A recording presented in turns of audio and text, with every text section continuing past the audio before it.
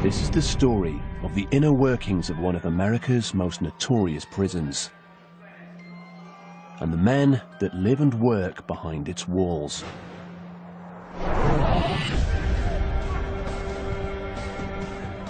Well, I got a murder, first-degree murder. I kind of hunted him down, found him one night, and that was all that took place. There was no more after that. He was gone, and I got caught. I made that final choice. I went in that place, and I shot that man. It was my responsibility once I put that gun in my hand. It's plots and subplots, and that's what makes prison great. You know, it don't get any better than this. You know what? I couldn't stand to work in a factory. There's not enough excitement in a factory. Taking a shower? Yeah, that's what you're doing. Hey, you're getting all your dirty water on my chair downstairs. What's up with that? Hey, you think that's funny? I don't want to have to walk in your stuff. You understand me? You're disrespecting everyone by doing that, all right? Don't do it.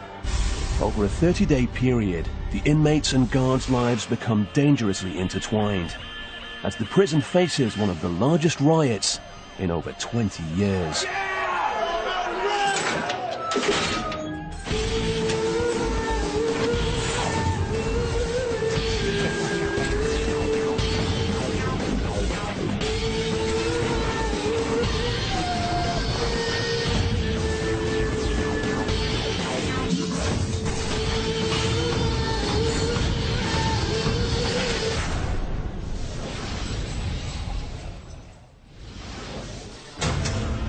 San Quentin.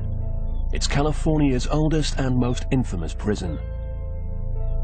Built in 1852, it's just north of San Francisco, in a solidly upper-middle-class neighborhood. Some of California's most exclusive suburban communities lie within 15 kilometers of the prison. It's home to many of the state's most brutal criminal and sexual offenders. Notoriously violent and in some areas dangerously overcrowded, the prison has earned a telling nickname. It's called the Arena, and it's where California's most vicious criminals square off. Correctional Officer John Gladson has experienced some of this violence firsthand. In his 23 years at San Quentin, he's been kicked, beaten, and stabbed. He's also gained the respect of guards and prisoners alike. All right, Sandy, you know I got love for you. Gladson makes his morning rounds and checks in on the prison's West Block housing unit where new inmates are about to arrive.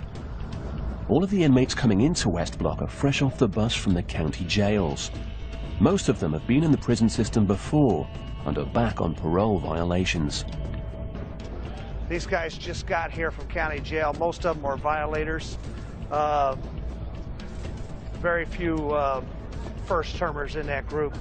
One thing I always like to look at when the guys come up from county jail is who's sad in that group. Not one person. You don't see anybody.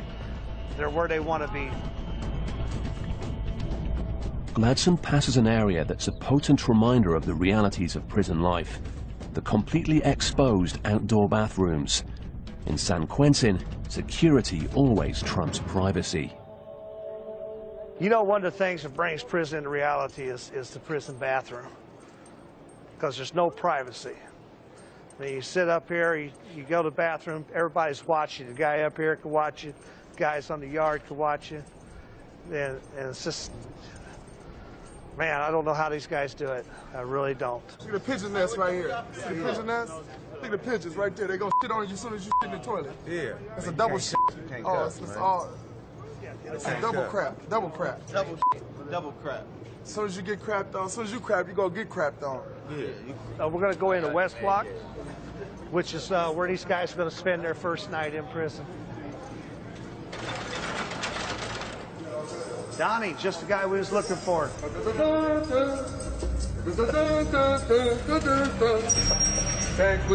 Officer Donnie Atkins is in charge of the reception center.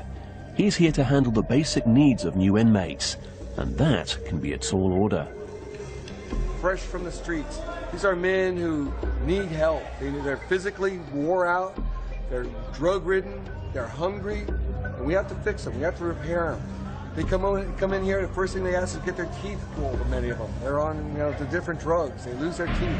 It's a great thing here. It's amazing. This is the revolving door. Excuse me, folks. West Block Atkins. West Block inmates receive their first meal in the mess hall.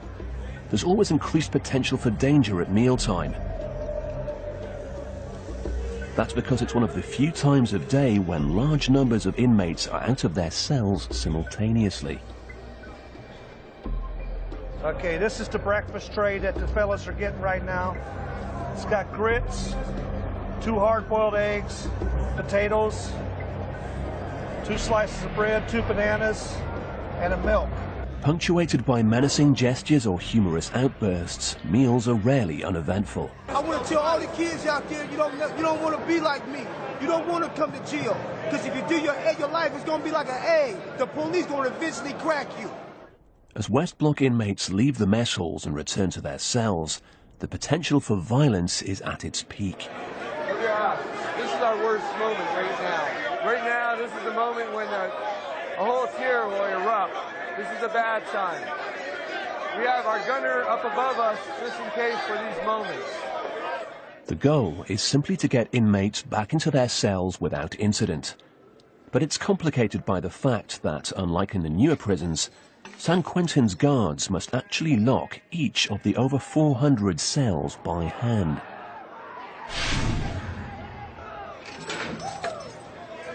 Normally when we go down the tiers, on the first tier, we stay under the shelter of the first tier. They'll see us, and they'll try to gas us. They'll throw things down on us. They'll throw water on us. So we try to be a little bit smarter and stay under shelter. There's also the problem of stragglers. Since most West Block inmates spend over 20 hours a day in their cells, they're in no hurry to get back to them. Many find creative ways to steal an extra moment of freedom. Junior, go on down, brother. Don't make me demonstrate the box. Let's go. Who are you working for? Who are you working for? You are not working for nobody, right? Put your hands on the wall. Where do you live? 524. What are you doing down here? Sweeping. You're out of bounds. You understand that? Yes, sir. You're in 524? Yes, sir. Take it upstairs now. That's another example where they try to stay out. But what they do, everyone throws all the trash out so we could have runners on the tier. So then once they have a runner, then they could run their messages, their tobacco, and their soups. As Atkins locks each prisoner in, he notes the condition of the inmates and their cells. We're checking inmates. We're checking bodies. We're checking faces for any bruises, if there was any fights. We're also just checking the conditions of the cells. The living conditions is nasty. The living conditions is nasty. Whoa! Whoa, Junior! Wrong thing. I feel so much safer now. I don't know. Did they like you? You're a lucky guy.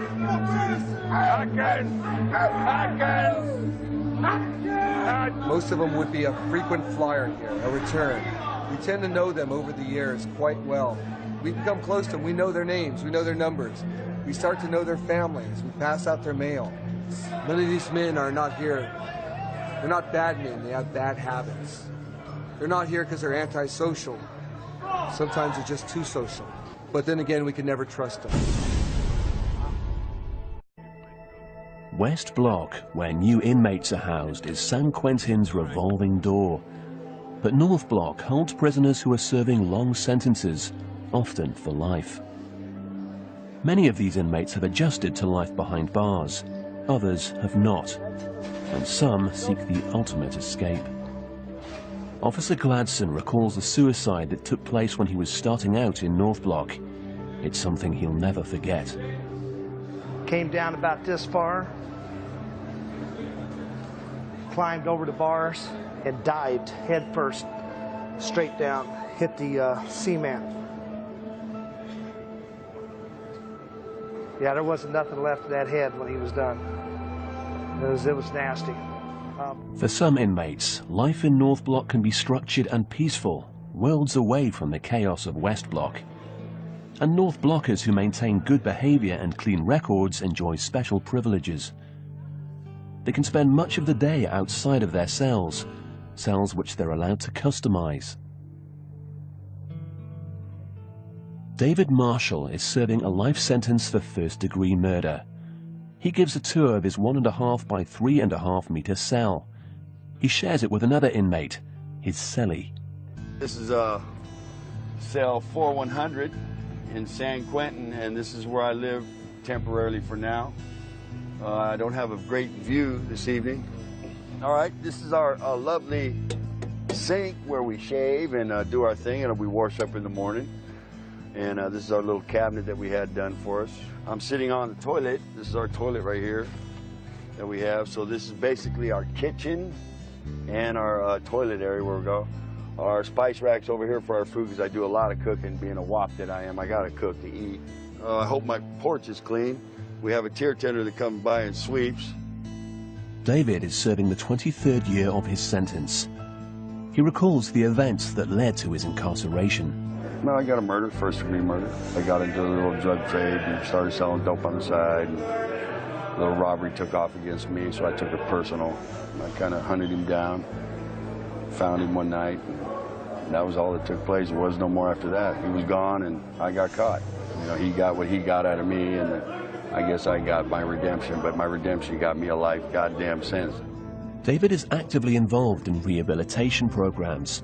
He hopes this will weigh in his favor when the parole board decides his fate later this month. Some long-term inmates pack their tiny cells with creature comforts, but inmate Kevin Hagan keeps his as simple as possible, a constant reminder of the harsh reality of his situation. I don't want to call this home because it isn't my home. It's not my home. I'm in transit here, is what I say. And it's a place where I dwell. It's my dwelling for now, and I try to make it somewhat comfortable, but not too comfortable, because I never forget where I'm at. As a lifer, Kevin has been incarcerated for over 20 years. He recalls the horrible moment that sealed his fate. Start hanging out with these guys and a little drug use here and there. I ended up going on a robbery. So I went to rob this guy, and the robbery turned bad. And you know, you can say you have no intentions of doing anything, but when you go in with a gun, anything can happen, you know, and I shot him. You know, you're going to carry the burden always that you took another man's life. And I think it's real important that you don't forget that. You live, I strive and I live from that action as well, so that I don't ever become that person again. There are over 600 men living on death row in San Quentin. All of the inmates here have been convicted of committing heinous crimes.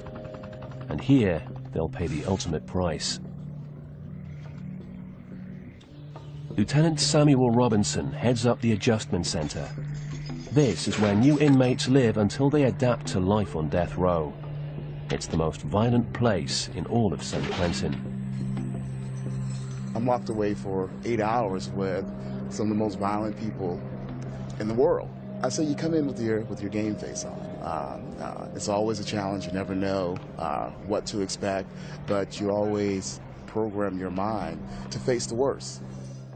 They've shot darts at us. I mean, they've manufactured darts out of staples, out of books. That they've thrown urine and feces on us or at us. The prisoners' behavior is as varied as their crimes. Robinson shares his impressions of one particularly high-profile inmate. My interaction with Scott Peterson, when I looked at him, I referenced Wally Cleaver. He didn't come across as, you know, some monster or anything like that. He came across as this innocent, suburban type of guy. Peterson seems to get on well with the staff at San Quentin, but his fellow inmates are a different story. I think he tried to be cordial and charismatic with a lot of the other inmate population here. However, most of them in this building, they shunned him. He didn't engage in too many conversations in here. It was mostly because the other inmates wouldn't converse with him. However, Sergeant Frade knows that some inmates would like nothing better than to get in close enough to make a name for themselves off his celebrity status. What do you think the inmates would do if he was let loose on that yard over there? I believe they would hurt him seriously. They would seriously hurt him. Although the authorities wouldn't permit the film crew to interview any actual death row inmates, inmates on the prison yard are quick to respond to questions about Scott Peterson. Oh, if we had a shot at him? Oh, yeah, that's a trophy. Oh, yeah, that's a trophy right there. That's one for the mantle. What would we do to him? It wouldn't be pretty. I'd run something up in him. I'd break something off in him. A pencil, number 2, preferably. Sharpen down night. And when you get it in there, you break it off. Brutality comes with the territory at San Quentin. Gangs are responsible for most of the violence that takes place. 2 highly organized Hispanic gangs wield power here.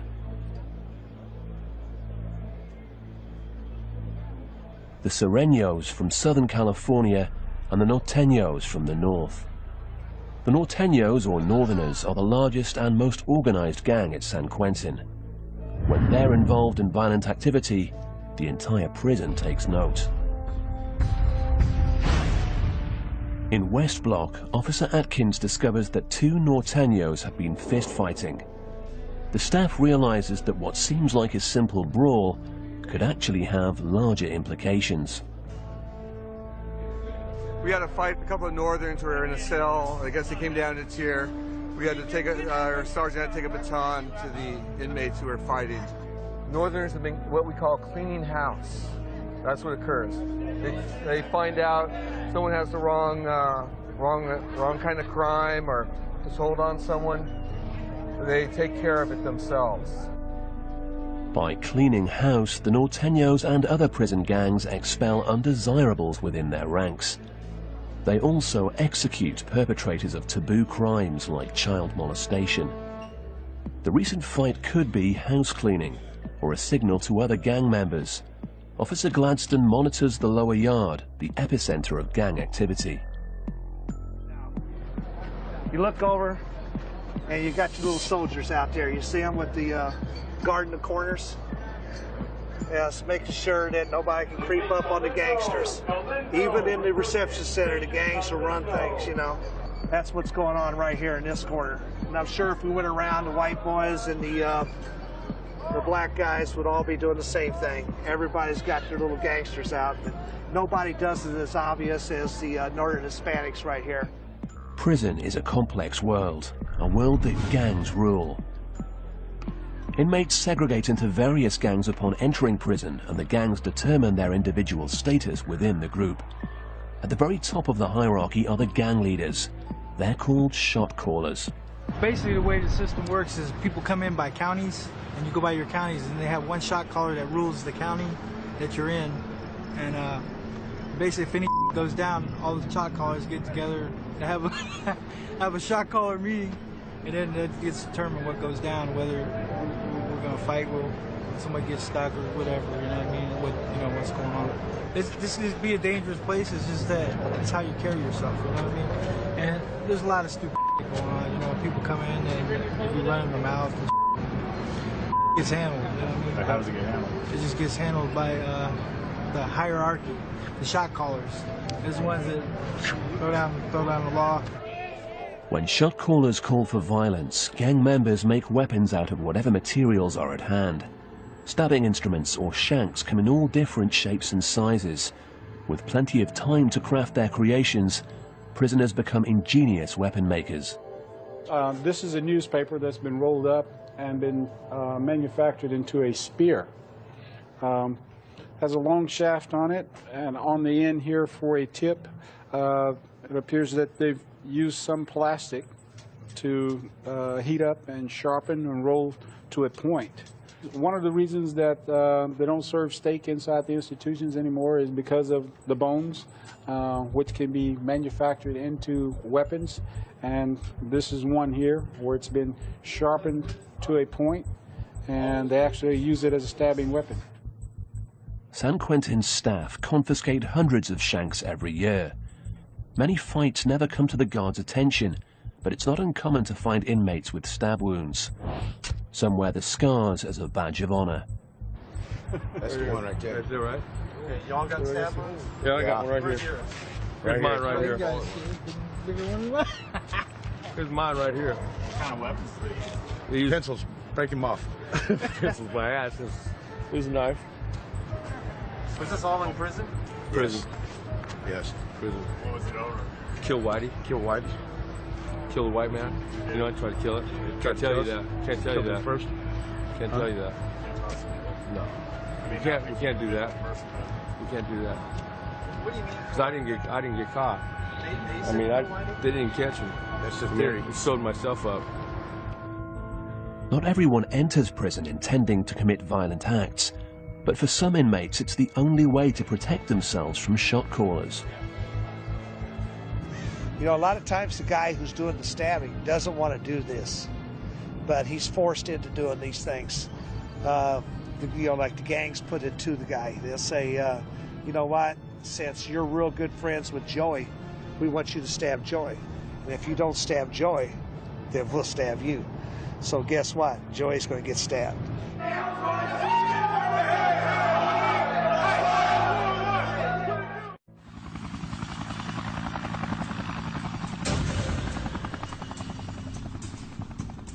I can help you get rock hard abs like this in less than 4 months.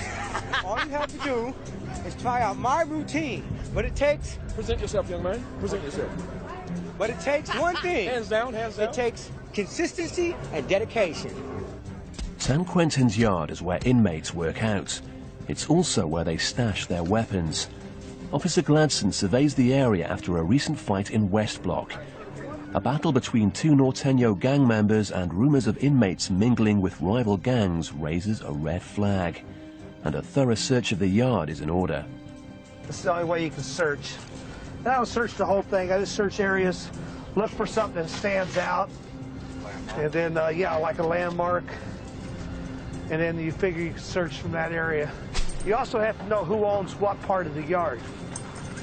Now, I know the Hispanics own that upper part up there and that bench right through there. They're one of the groups involved.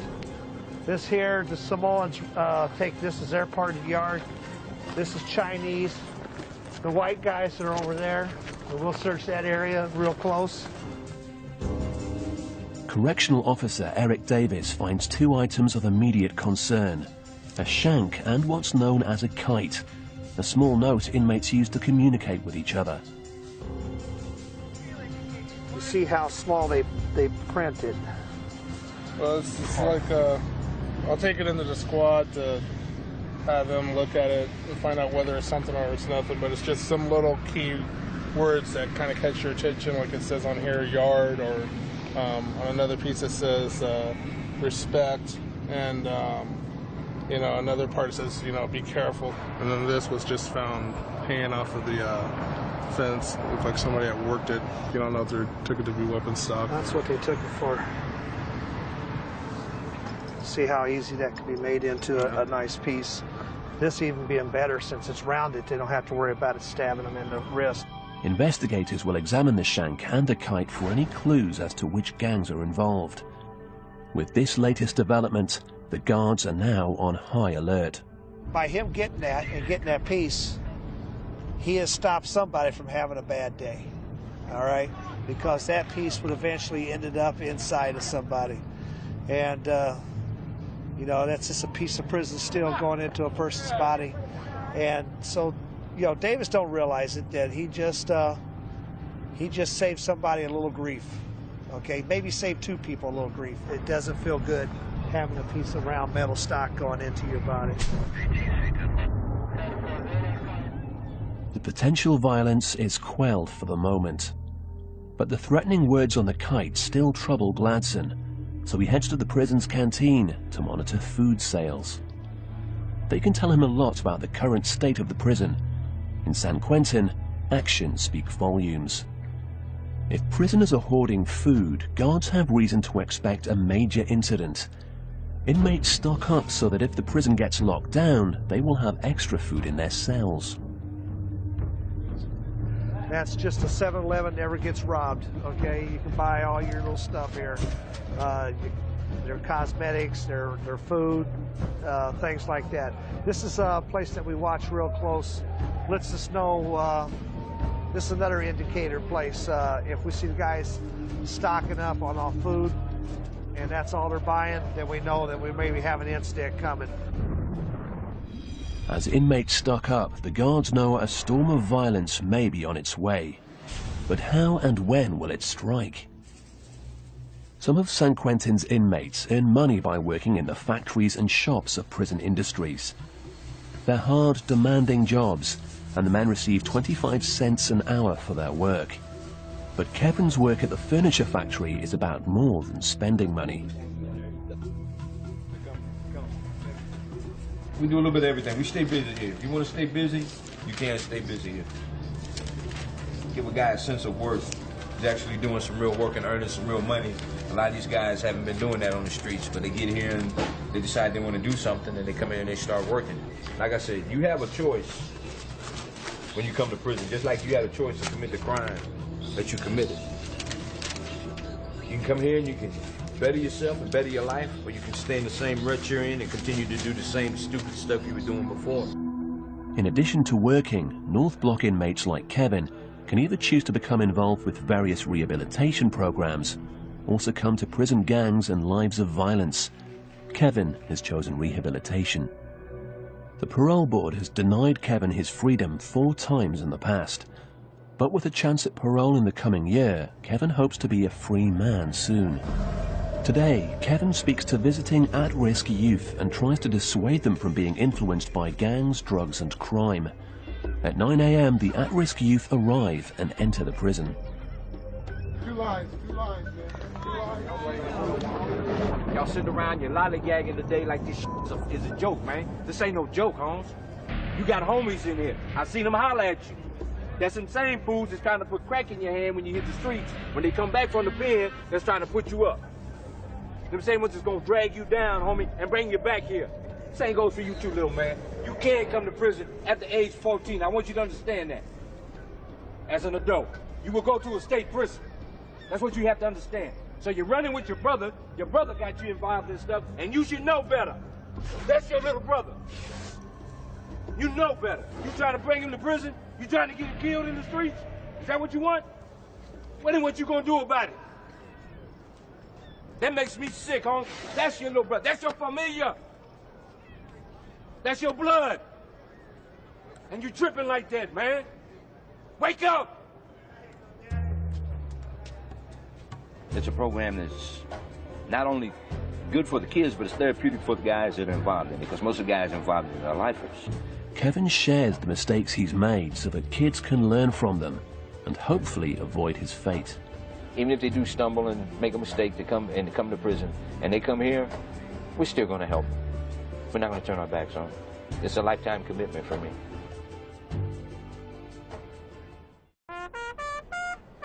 David is also involved in rehabilitation programs, and his clean record means he's eligible to play for the prison baseball team. Only inmates that have maintained a history of good behavior are able to get out and compete on the ball field. During the 5-month season, the San Quentin Giants play 35 games. They compete with 12 different teams from the free world. Let's get busy. What we gonna do now? I signed autographs for eBay. They're only $500 this month. I just come down here today to watch the baseball game. You know, it's boring up there in the cell block. What channel is this? When it's coming out? Yeah, that was the thing. That's exactly. It really helps them a lot. You know, it's kind of like a therapy for them. It keeps them from getting into violence and getting too, you know, idle.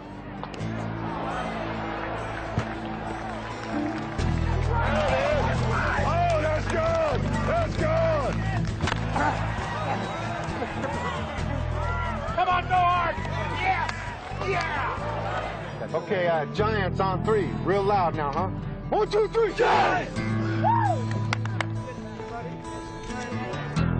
Nice job, Bob. Very nice. See you next year, huh? Thank you.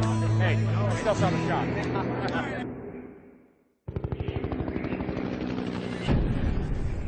While Kevin, David and other inmates work and keep busy with programs, gang members stay busy in other ways. Back on West Block, gangs often communicate and plan attacks using fish lines, torn up bed sheets that inmates use to toss messages to each other. Okay, that's a fish line, terribly illegal. I'll go up there and charge them $2.71 for destruction of state property. This is how they communicate between the different tiers and their friends. And what they'll do is they'll send that fish line, that little scroll, down to the shot collar. And that shot collar will make note of this. They'll put it down in the books of who's going where and who's come into prison. And then that gets somehow out to the streets magically. What's up, gentlemen? Got a fish line in here? Huh? I asked you a question. Is there a fish line in here? Let me see your IDs. Got a fish line in here? Yes, sir. Let me have it. Where's your ID? Where's your ID?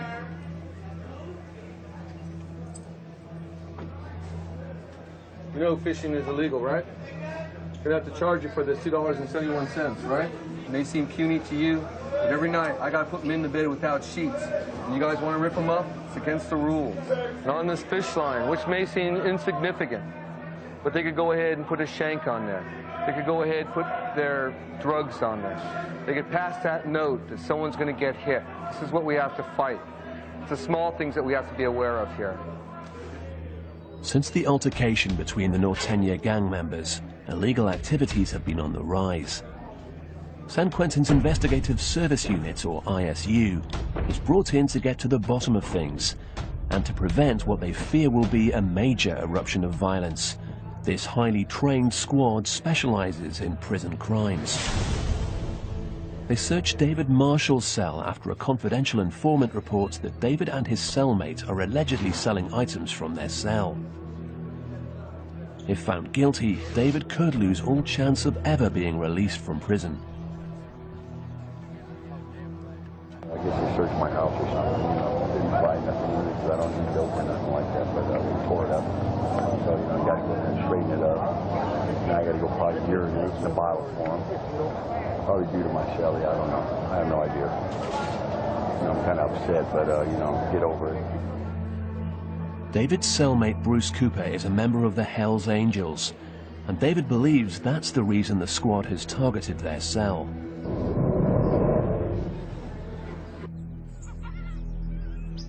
Early the next morning, guards search every cell in South Block. Their goal is to find weapons, anything that could be used in a battle between rival gangs. To discourage any violent outbreaks, guards remove all but the bare essentials from the cells. Everything from extra bars of soap to pornography. It does little to dispel the uneasiness that's spreading throughout the prison.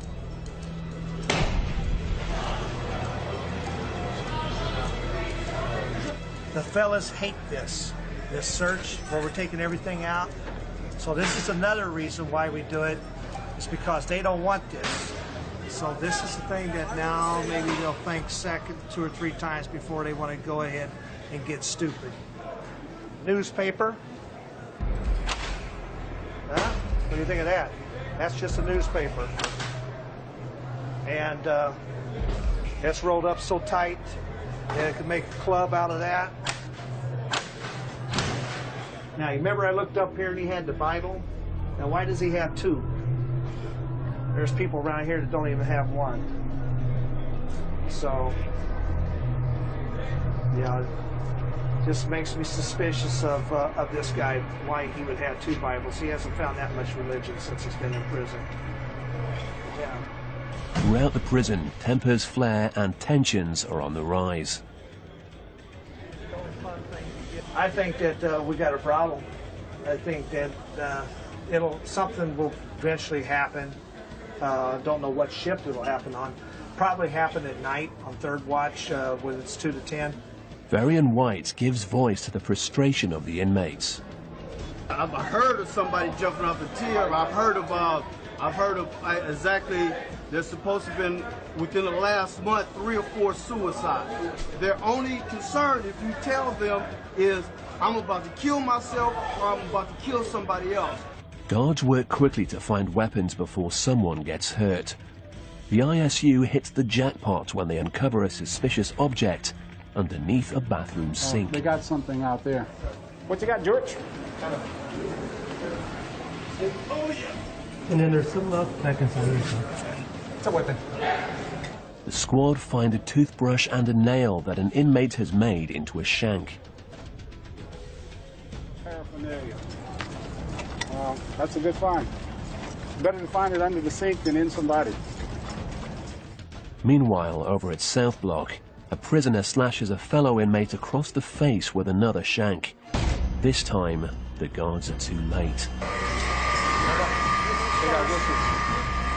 Slowly, we're going to go behind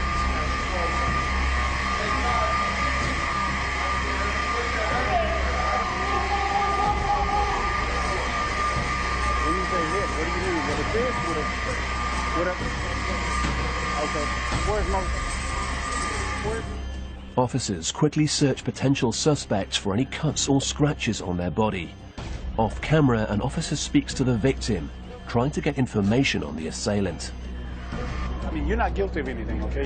You're a victim here. You're a victim, so there's nothing that we can do to you. Okay? We just want to get the guys that did this, so nobody else will get hurt. But if you're not going to help us, then we're basically done. The victim isn't willing to give up the assailant. Gladson fears the worst. Gangs have squared off. Word has come down from shot callers, and it's only a matter of time before the prison erupts into chaos. During third watch later that night, Gladson's fears come true. A group of Hispanic inmates attack and severely beat a white inmate in North Block. It's approximately 9:10 in the morning, and the prison is on lockdown. Late last evening, inmate was found in North Block that had been severely beat around the face and head area. Unsure if a weapon was used, but we're thinking maybe, I always like to say maybe a lock and a sock, you know, something heavy, a blunt instrument was probably used on his face. It's either that or they kicked him severely after he was on the ground. By 10:30, the investigators will know what happened. As new details come to light, Gladson gets the latest version of the previous night's incident. Multiple weapons have been found inside, that this is a racial incident involving, I guess, last night Hispanics jumped on the white inmate, and this morning the whites retaliated on some of the Hispanics. Before long, word of the fighting has spread to all the guards and the inmates. Then, suddenly, a Code 3 alarm sounds, alerting every available officer to respond. This type of alarm only sounds during a major incident. Officers respond, and large numbers of inmates fight each other with shanks and fists. The prison goes on full lockdown, and Gladson informs the film crew that it's no longer safe for them to be in the prison. Well, we got to get going. We got a Code 3 alarm, and you know, we got to stop. So I can't really guarantee you safety. So let's go ahead and get out of here. Where are we going? Gladson rushes the documentary crew out of the prison. For security reasons, they're not permitted to return until days later. Yeah. As soon as this is all over with.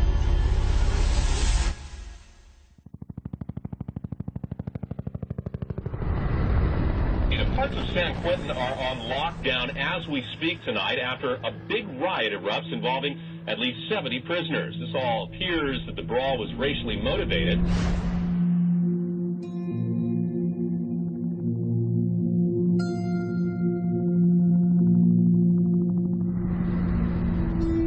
Four days later, after the riot subsides, the prison allows the film crew back inside.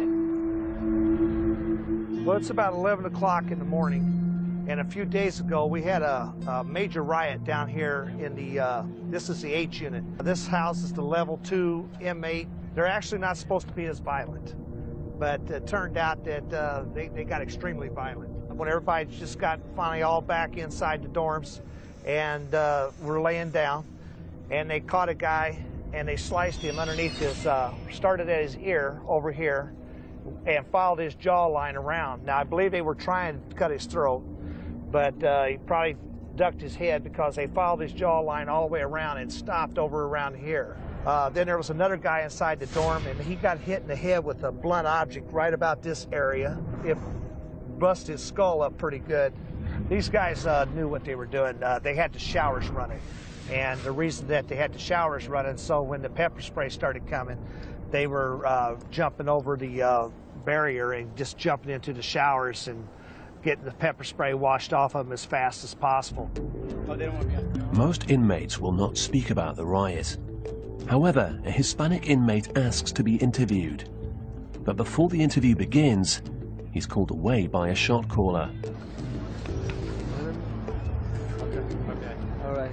Sorry. All right, thank you. Okay, what's happening is homeboy's getting reprimanded for coming up and approaching you guys without permission. He's in a little gangster clique, and now that he's over there getting reprimanded, he'll probably have to stand over there all day and make sure nobody approaches them as part of his punishment.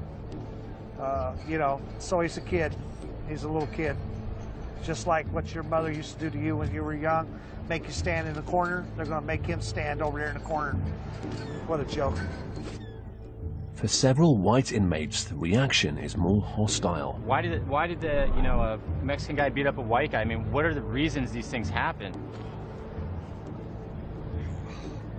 About 1,000 reasons. You're getting into day-to-day politics, homie, and you're out of bounds. That's all I'm going to tell you. Yeah. Okay? Day-to-day politics, man, you're out of bounds. Don't ask me. I ain't going to tell you. You know? Why? Because I just told you. You're out of bounds. What does that See, mean? now you're out of bounds by asking me again. I told you I'm not going to answer you, and you come right back and you ask me again. It's because now you see, if you was an inmate, you know what? That would be disrespect. Right. And that starts it right there. You know, but I know you don't know no better. Right. So I'm going to explain it to you one more time. Some of the that goes on in here, man, is day-to-day politics. A black inmate explains why loyalty plays such an important role in prison politics. We all have friends in other races, but you never forget where your loyalty lies. You know, you might be in a riot with somebody that you broke bread with out on the streets. You know, it happens. You might have to take somebody down that out on the streets, you know, you and him share drugs or something. David Marshall has learned to accept fighting and rioting as just another harsh reality of life behind bars. That's prison. Everybody down. It's prison. It happened.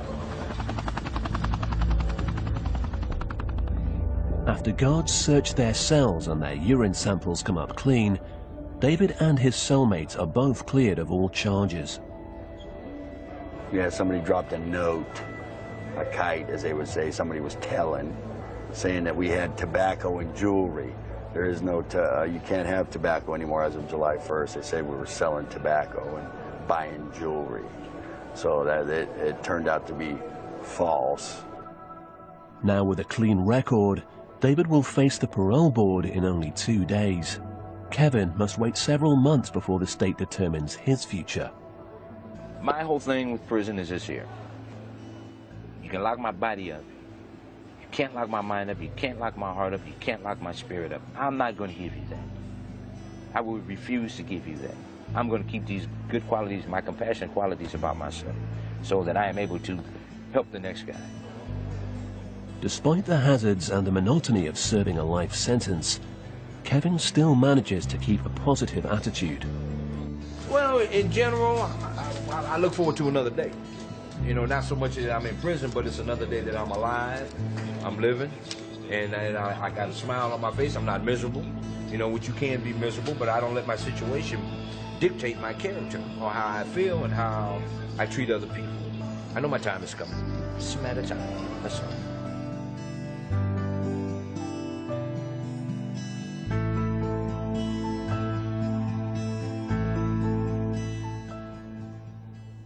David Marshall is nervous about the upcoming parole hearing. They just denied 3 guys this week, 20-something years in. Another guy had 17. Got a couple more guys coming up with 20-plus years in, going to the governors. That's the part we don't understand. The parole board has denied David in the past. Their reason, his crime, stabbing another man to death, was simply too heinous. Did you consider your crime heinous?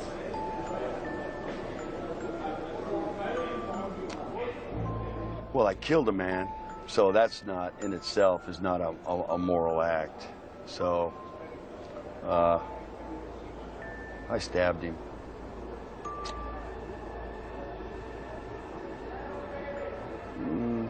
I killed him. So I'd have to say, you know, just probably, you know, just killing him. That'd be heinous, just to kill him.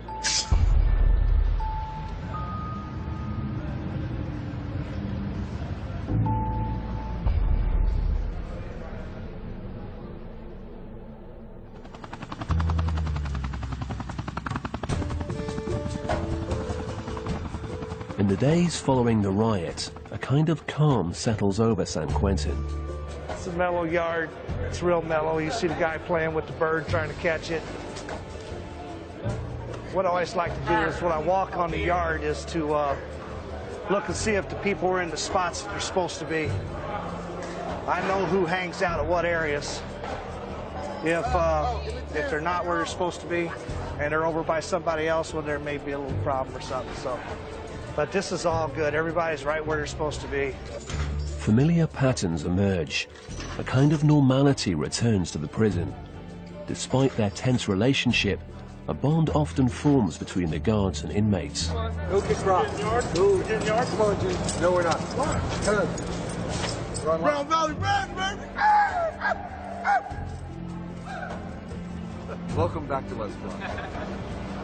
This is a world that most people just don't understand. And the way we deal with inmates is a way it's different than maybe on the streets.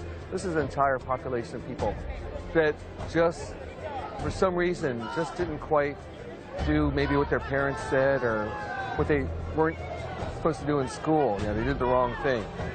Yo, what you waiting for? Wait for our homie. You may go now. I won't get mad. Stop it, young man. Stop it, young man. Comb your hair, eh? I get paid a lot of money to take a lot of On the last day of filming, Officer Gladson shares what an important part of his life San Quentin has become. Yeah, it's plots and subplots, and that's what makes prison great. You know, it don't get any better than this.